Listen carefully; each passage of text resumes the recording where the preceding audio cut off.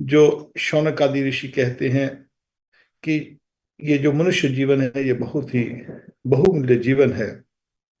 और शब्बीड वराह कोष्ठ खरा संस्था पुरुष पशु,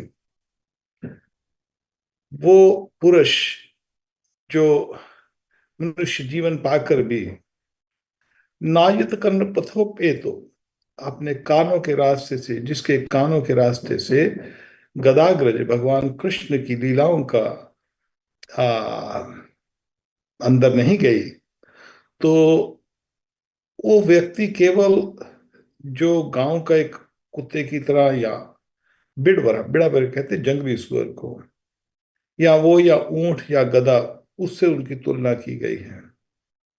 और आगे शौनक आदि ऋषि कहते हैं कि जिन कानों से भगवान कृष्ण की, विष्णु की कथा नहीं जाती, वो कान तो केवल सर्प के बिल की तरह है। जैसे सर्प का जो, सांप की जो बिल होती है, उसकी सुरंग होती है, वो कान तो केवल उसके मात्र हैं। और जो जीव भगवान विष्णु का, कृष्ण का नाम स्मरण नहीं करती, वो जीवा केवल मेंढक की जीवा की तरह है, जो केवल टर करता है और सांप आकर उसको खा जाता है।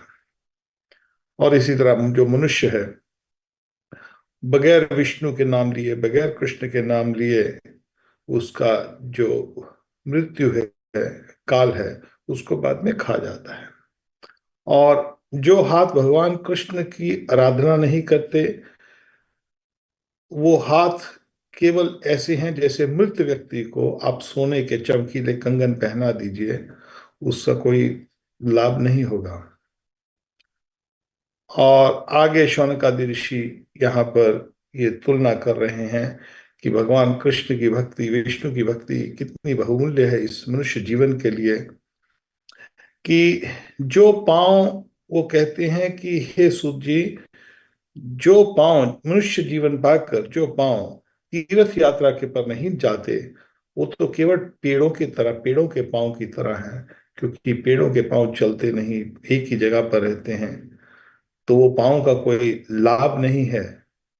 तो उनकी तुलना शौनक आदि ऋषि जो हैं, वो यहाँ पर पेड़ों के पांव की तरह करते हैं। और वो कहते हैं कि जो श्वास भगवान विष्णु को जो तुलसी दिए अर्पित की जाती है, चंदन अर्पित किया जाता है, उसकी जो सुगंध है, आपके नाकों के रास्ते से, नाक के रास्ते से आपका आत्म शुद्धि नहीं करती, तो वो तो जो श्वास भी है, वो श्वासहीन ही है।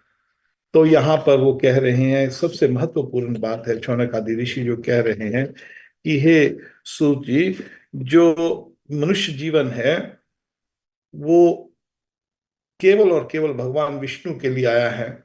और जो सर भगवान विष्णु के सामने नहीं झुकता, वो तो सर केवल मुर्दों के सर के बराबर है।